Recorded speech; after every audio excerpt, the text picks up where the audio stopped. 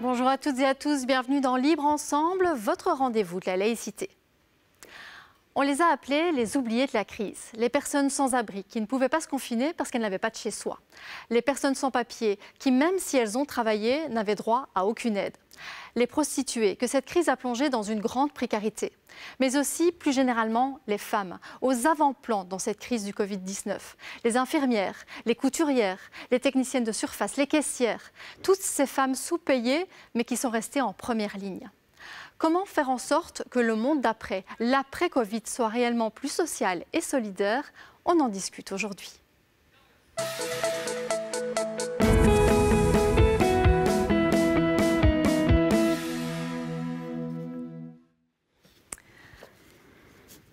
Bonjour à tous et bienvenue dans ce studio. Je suis ravie de vous retrouver dans ce studio après cette période de confinement et ravie d'accueillir mes deux invités. Vraiment bonjour à tous les deux. Alors tout d'abord Pascal Viel, vous êtes professeur de droit social à l'Université catholique de Louvain et à vos côtés donc Stéphane Mancy, vous êtes coordinateur du relais à la Louvière, donc un relais qui s'occupe des personnes sans abri de la Louvière et vous dépendez de Picardie laïque. Alors Pascal Viel, vous avez publié une carte blanche il y a quelques jours dans Le Vif, intitulée « On se relève et on gueule ». Alors, on se relève contre quoi et on gueule contre qui? Bonne question. Bon, je l'ai publié avec Michel Genet, je tiens à le préciser. On se relève contre quoi et on gueule contre qui? On se relève d'abord parce qu'au moment où nous l'avons écrit, ça faisait suite à une série de discussions qu'on avait nourries pendant le confinement. On était encore tous un peu confinés dans un état d'hébétude et on commençait à prendre conscience que notre vie dépendait de toute une série de personnes qui étaient exposées aux risques, souvent sans protection. Et bon, il y avait toute cette reconnaissance. Et donc, mais on était encore dans une forme d'hébétude, je dirais. Et alors même qu'on était encore dans ce moment, le déconfinement s'est annoncé et on était pressé de reprendre comme avant. Comme avant. Donc on se relève, c'est une injonction à sortir de cet état d'hébétude et on gueule parce qu'on a tiré suffisamment de leçons de ce qui nous est arrivé, qu'on soit en confinement, qu'on ait été confronté à la maladie, au deuil ou qu'on ait été exposé au risque parce qu'en première ligne, pour tirer toutes les leçons et pour recommencer autrement. Donc c'est ça le sens de ce cri, c'est un cri fédérateur, un cri mobilisateur pour enjoindre tout le monde à réfléchir à ce qui nous est arrivé, aux causes, aux modalités et à reprendre différemment. Stéphane Mancy, est-ce que vous aussi, vu tout ce que vous avez vécu pendant cette crise, ce confinement, alors cette crise qui n'est pas terminée, on le sait, mais on va dire déjà pendant le confinement, est-ce que vous aussi, vous avez eu envie de gueuler parfois ? Oui, et même avant, j'ai envie de dire, parce que ça a mis en lumière cette crise sanitaire, n'a fait que mettre en exergue finalement ce qu'on disait déjà antérieurement en termes de moyens humains, structurels, par rapport à tout un pan d'un travail social essentiel auprès des plus démunis. Et donc, par rapport à ça, effectivement, il a fallu protéger d'abord évidemment nos travailleurs, parce que le contexte spatial de nos bâtiments ne permettait pas, dans un premier temps, de pouvoir répondre à finalement une inconnue. Maintenant, on va peut-être devoir travailler avec, mais il y aura eu un avant et un après, c'est-à-dire qu'on se sera un peu habitué à vivre avec ce virus, malheureusement. Il faudra encore pendant des mois le faire. Mais il a fallu d'abord protéger à la fois les usagers et aussi les travailleurs. D'ailleurs, je tiens à en profiter pour les remercier vraiment avec gratitude vraiment de leur engagement au quotidien, que ce soit la nuit et le jour auprès de ces personnes. Et alors, avec les partenaires, donc la ville, le CPAS, le relais social, on a réfléchi à faire un centre de crise où vraiment la question socio-sanitaire et médicale devait être prépondérante pour nous donner des moyens et des conseils pour pouvoir fonctionner au mieux. Mais du coup, je vais vous couper parce qu'on est allé vous voir. Pierre Skonbot s'est rendu dans ce dispositif d'urgence il y a quelques jours. Et donc, je vous propose de regarder le reportage qu'il en a ramené.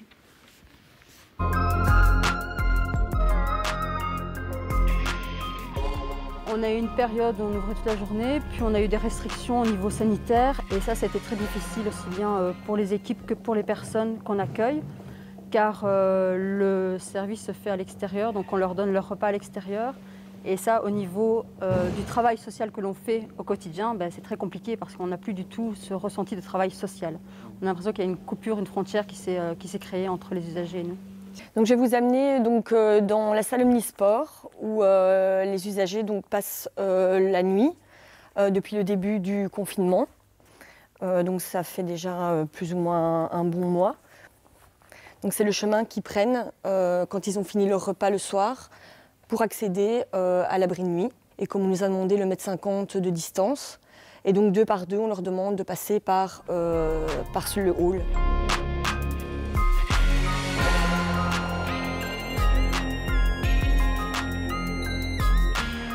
La journée pour l'instant dehors et la nuit ici. Donc voilà. Pour nous, dur.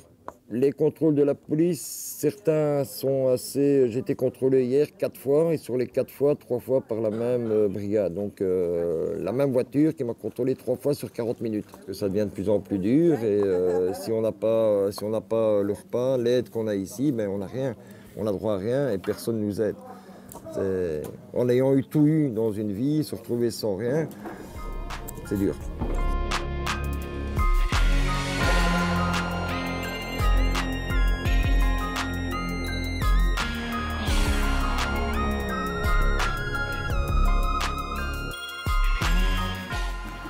Leur santé est déjà fragile, surtout que c'est des pluritoxicomanes pour la plupart.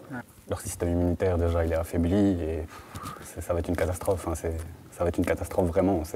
On parle des personnes âgées, on parle des personnes qui ont des problèmes pulmonaires, etc. Mais on oublie toujours les personnes les plus précarisées qui n'ont pas toujours accès aux soins de santé. Ouais. Et ça va être dévastateur.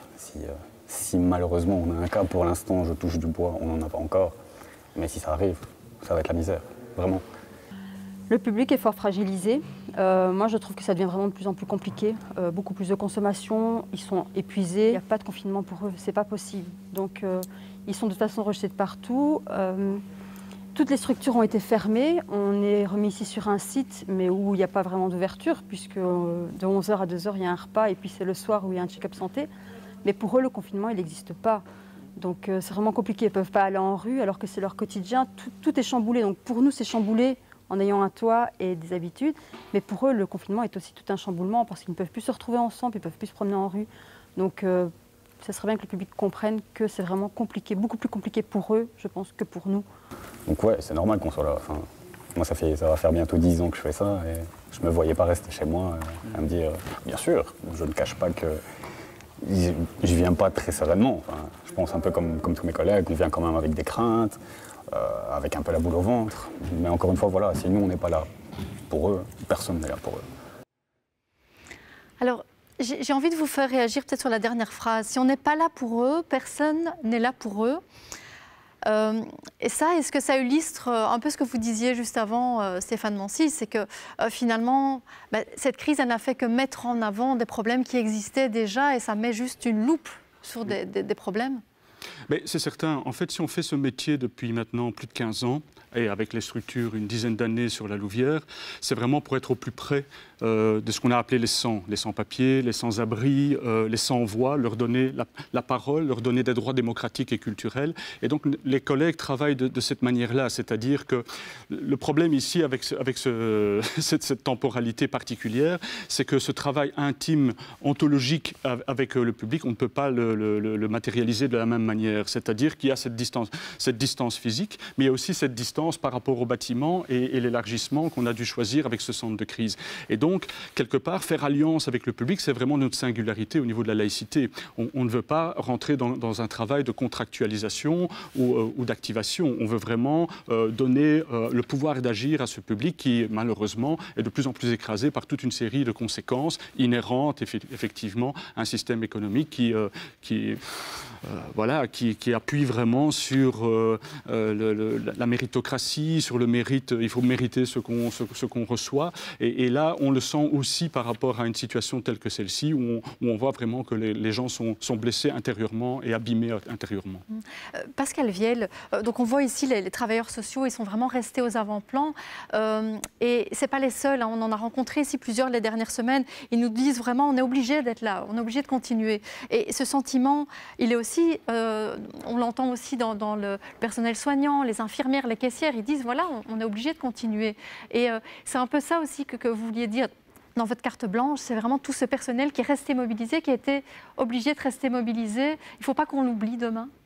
Il ne faut pas qu'on l'oublie demain. Enfin, moi, par rapport à ce que disait Stéphane, ça éveille plusieurs choses. Tout d'abord, moi aussi, ça fait des années, en travaillant sur l'État-providence, que j'ai identifié toute une série de lacunes et de manquements de l'État-providence, qui n'était plus providence, et qui sont évidemment apparus dans toute leur énormité au moment de cette crise. Et ce que dit un des intervenants tout à fait à la fin, c'est quand il n'y a plus personne, il faut qu'on soit là. Quand il n'y a plus personne, mais qui devrait être là, en fait, c'est cet État protecteur, un minimum tout de même. Et là, il a fait défaut. Sur plein de fronts, il a fait défaut. Et toutes ces personnes qui sont montées en première ligne, qui sont restées en première ligne, c'est pas tellement qu'elles ont maintenu leur présence, mais c'est aussi qu'elles ont maintenu une présence très souvent sans bénéficier d'aucune protection physique contre la maladie. Donc, elles ont maintenu une présence très exposée. Et donc, c'est ça pour moi qui était à l'origine de cette colère aussi, c'est de se dire mais enfin, on manque à nos devoirs, l'État a manqué à ses devoirs les plus essentiels. Ces protections matérielles, physiques, elles devaient être disponibles. Et on sait que beaucoup de secteurs ont attendu très longtemps avant de les avoir. Et c'est vrai, par exemple, on parle des différents secteurs qui sont en première ligne, mais aujourd'hui, on parle beaucoup, par exemple, des couturières. Alors, ces couturières qui font des masques, mais qui doivent le faire bénévolement. On leur demande de faire ça pour la solidarité. Et là aussi, est-ce que ce n'est pas une défaillance de l'État, de alors là, il y a eu une inversion complète dans le discours officiel, puisque dans un premier temps, les masques n'étaient pas nécessaires. La population et beaucoup de femmes, en fait, se sont dit, mais en fait, c'est nécessaire. On a senti que c'était important. Et se sont mis à faire des masques, alors même que tout le monde disait qu'officiellement, ce n'était pas utile, se sont mis à produire des masques et puis sont mis à produire des masques pour leurs proches, pour les personnes justement de première ligne, les médecins, les infirmières qui au début de la crise n'en avaient pas, qui ont d'ailleurs donné des patrons pour faire ces masques et des consignes.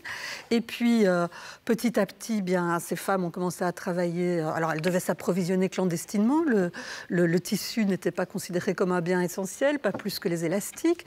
Le secteur du textile n'était pas un secteur essentiel, donc beaucoup d'entreprises ont fermé alors même qu'on avait besoin qu'elles puissent confectionner, qu'elles réorientent leur production.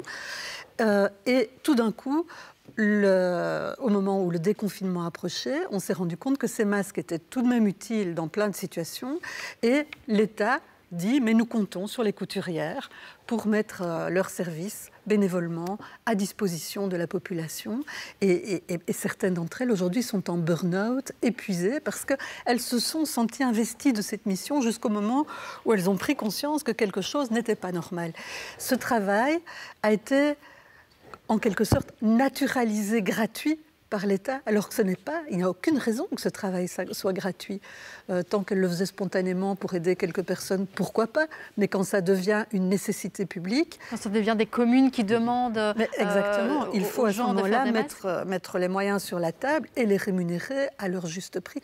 Vous savez, être couturière, c'est pas simple. C'est une machine compliquée qui demande un entretien, ça demande des compétences déjà... d'assez haut niveau. C'est un métier qui n'a jamais été très valorisé, dont on se rend compte aujourd'hui à quel point il est essentiel. Il est peut-être temps de réfléchir à comment est-ce qu'on pourrait reconnaître et revaloriser par du salaire, par un statut, le travail que font ces personnes. Certaines s'organisent d'ailleurs, ça rejoint en termes elles reprennent un pouvoir en fait sur leur propre production et s'organisent en coopérative de production, ce qui est très très bien, mais et envisagent d'ailleurs éventuellement de porter plainte contre les autorités publiques pour la manière dont ça s'est continue à déroulé. demander des masques Oui, et à s'alimenter en Chine, en Bulgarie ou autre. Parmi les travailleurs sociaux qu'on a rencontrés, que ce soit chez vous à la Louvière ou ailleurs, beaucoup nous disent que finalement ce qui les fait tenir aussi, c'est vraiment que c'est l'espoir qu'il y ait un changement après. Oui. Ça, vous l'avez ressenti vraiment sur le terrain, vous portez cette parole-là?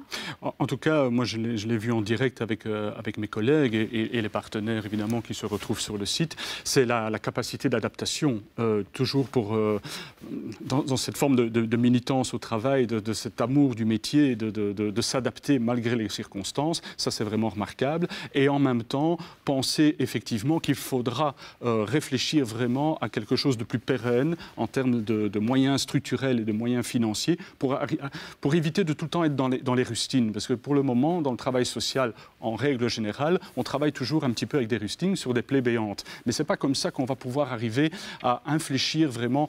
Alors, ça serait peut-être utopique de dire qu'il faut abolir la pauvreté, ou en tout cas qu'elle diminue. Mais dans des régions comme la Louvière ou la région du centre dans lesquelles on travaille, c'est vrai que ça fait 40 ans qu'on voit le déclin industriel. Ça fait 40 ans qu'on voit la transgénérationnalité du quart-mondisme. Et maintenant, nous commençons à apercevoir la transgénérationnalité du sans-abrisme. Il y a des parents qui viennent avec leurs enfants chez nous dans nos structures.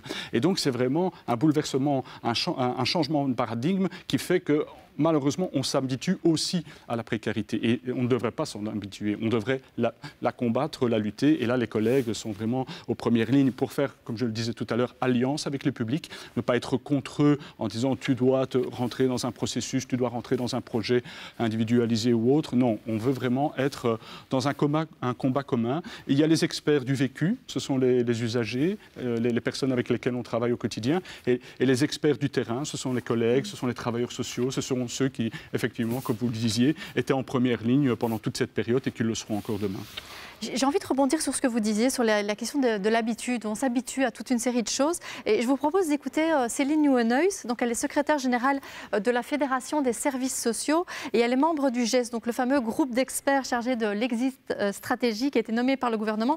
C'est la seule représentante du secteur social dans ce fameux groupe d'experts. Alors, elle crie déjà depuis longtemps pour qu'il y ait plus de moyens pour les secteurs sociaux et elle nous donne ici un exemple très concret.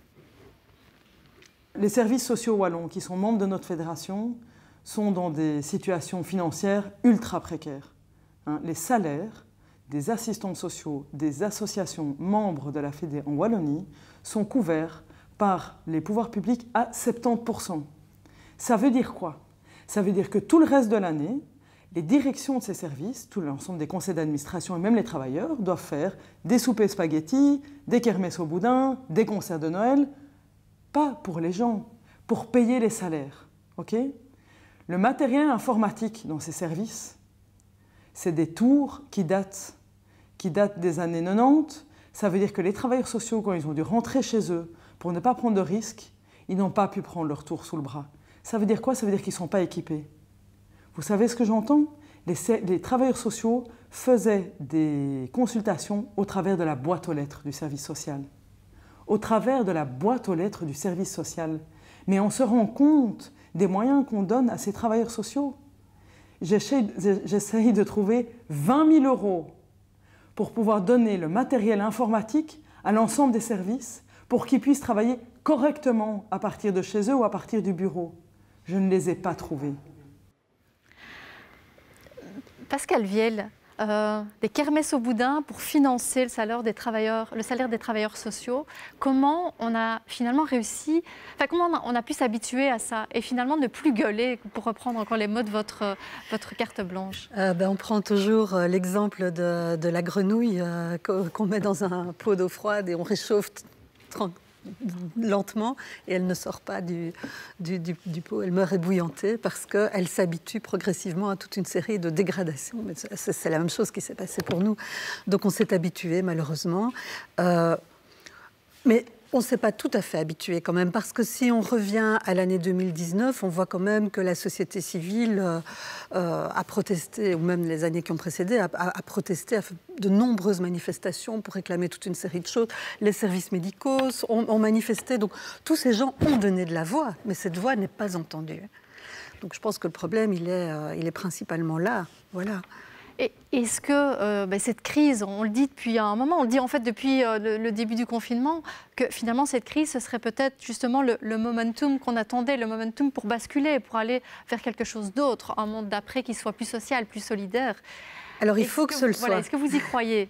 Je ne sais pas si j'y crois, et ce n'est pas une question de foi, mais il faut que ce soit ce moment. C'est-à-dire que tous les scientifiques, que ce soit les climatologues, que ce soit les spécialistes de la protection sociale, que ce soit les gens comme moi qui essayent d'articuler précisément les questions économiques, sociales et environnementales, les gens qui ont travaillé sur un pacte économique et social, tout le monde sait qu'il est temps, grand temps, de réfléchir à un modèle qui remette l'humain au cœur du système et l'économique au service de l'humain et de l'environnement.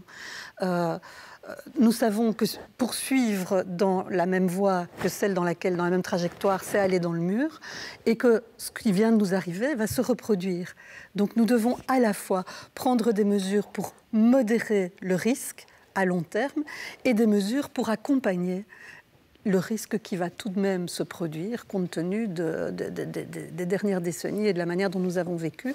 Et ça suppose de penser un modèle économique et social et environnemental, tout ensemble, qui fasse écosystème et qui permettent d'avancer ensemble. Nous sommes tous dans le même bateau. S'il y a bien une leçon que nous a montré cette crise, c'est que nous avons tous été exposés de la même manière aux mêmes risques en même temps et que nous devons tous nous atteler à la création d'un système différent. Oui.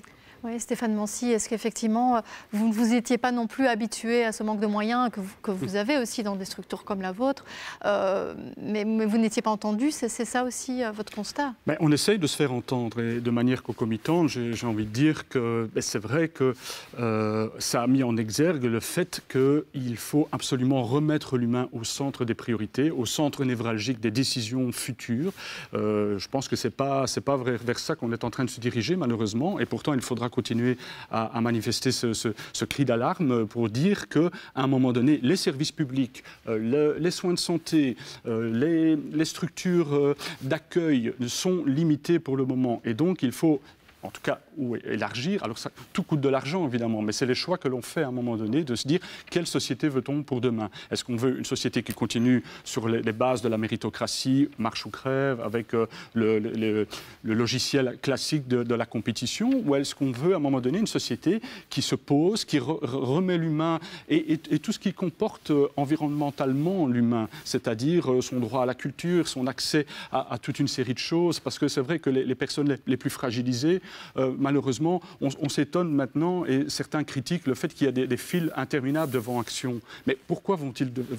ils ne vont pas chez Action par plaisir, ils vont dans ces magasins-là, parce qu'à un moment donné, il n'y a plus que dans ces magasins-là qu'ils y trouvent des choses à leur mesure au niveau budgétaire. Et donc, c'est repenser aussi tout ça, et c'est de se dire, ne soyons pas dans le jugement, ne soyons pas dans la condescendance, mais essayons d'associer, je parlais tantôt des experts du vécu et les experts de terrain, essayons de faire un espèce de grande concertation avec toutes ces personnes, plutôt qu'essayer de penser à leur place. Et c'est souvent ce qui s'est passé depuis des décennies. On a pensé à la place, ce qu'on a appelé péjorativement et qu'on appelle encore aujourd'hui les pauvres. Je suis désolé, on ne doit pas qualifier de quelqu'un de pauvre. C'est lui manquer vraiment c'est manquer de pudeur à son égard, c'est distinguer quelqu'un par son manque, alors que ce sont des gens qui ont une richesse incroyable, qui ont des choses à dire, que ce soit sur le plan culturel, politique, exister au monde. C'est dans cet esprit-là qu'on essaie de travailler en alliance avec ce public. Pascal Viel, le contrat social, notre pacte social actuel, il date de l'après-Deuxième Guerre mondiale. Du coup, on pourrait croire que c'est le moment, effectivement, pour renégocier ce pacte social. Vous y croyez? Enfin, de nouveau, est-ce que vous pensez que c'est vraiment quelque chose sur lequel on doit travailler, cette renégociation, cette reconstruction du pacte social? Alors, en effet, mais c'est tout à fait logique. Il est né, en fait, dans un pays qui s'était construit identitairement sur un modèle industriel, en fait, notre pacte social. Donc, il s'est construit, il a été consolidé juste à l'après-guerre, en 1945. Et donc, tout tourne autour de ce modèle, mais ce modèle, non seulement n'existe plus ou n'est plus aussi dominant que par le passé, mais en plus nous savons que nous devons en changer dans le cadre d'une transition écologique. Nous devons en changer, donc on doit changer tous les paramètres. Et pas seulement le mode de production, mais aussi la sécurité sociale, mais aussi la démocratie, mais aussi la manière de faire société, de faire... voilà, je rejoins tout à fait ce qui a été dit. Il faut à la fois que le système économique soutienne le système environnemental et écologique, et il faut que les politiques écologiques et environnementales soutiennent l'économie. Ça doit former un cercle vertueux. Et si on n'arrive pas à mettre en place ce cercle vertueux, quelque chose va lâcher, quelque chose va craquer. Et je tiens quand même à dire que les personnes qui précisément étaient en première ligne, beaucoup de femmes, on n'a peut-être pas assez insisté là-dessus, mais énormément de femmes. Secteur où il y a 90% de femmes. Oui, je n'ai pas les chiffres exacts en tête, mais il faut savoir que 25% des femmes actives sur le marché du travail, 25% contre seulement 6% des hommes, sont dans le secteur de l'action sociale ou de la santé. C'est énorme. Donc... ces personnes sont épuisées. Ça veut dire que si demain une autre épidémie se produit, ou si demain on a un problème d'accès à l'eau, par exemple, qui est un risque dont nous savons qu'il nous pend au nez, il y a toute une partie de la population qui va commencer à lâcher, parce que ce n'est pas possible, qui va elle-même se retrouver confrontée à des problèmes de santé, physique ou mentale, d'épuisement, etc. Et ces personnes en première ligne ne pourront plus nous soutenir. Ne pourront plus soutenir l'ensemble de la société. Donc je crois qu'il y a des mesures urgentes à prendre, à la fois pour soutenir tous ces secteurs essentiels, ça c'est tout à fait urgent, et à la fois à moyen terme pour penser ce pacte qui intègre ces différentes dimensions. En même temps, quand on voit ce qui s'est passé cette semaine, quand on voit Lufthansa qui demande 300 millions d'euros au gouvernement, alors à l'heure où on enregistre l'émission, le gouvernement n'a pas encore lâché ces 300 millions d'euros, mais on a envie de se dire que finalement, l'argent, il y en a quand on veut en trouver. Et donc, ce que vous attendez, c'est peut-être qu'il y ait des mesures qui soient prises, des mesures d'urgence aussi qui soient prises aujourd'hui, de manière analogue, je pense qu'effectivement, si on a pu...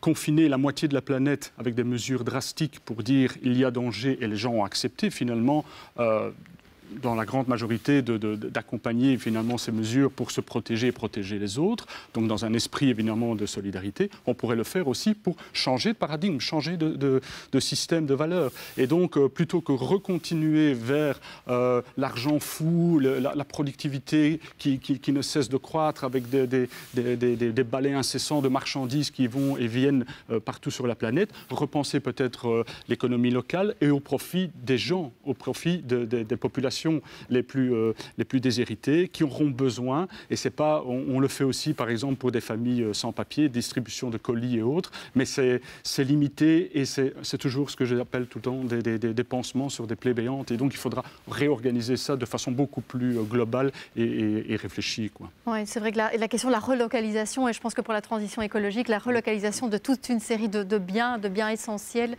c'est quand même quelque chose qui paraît très important.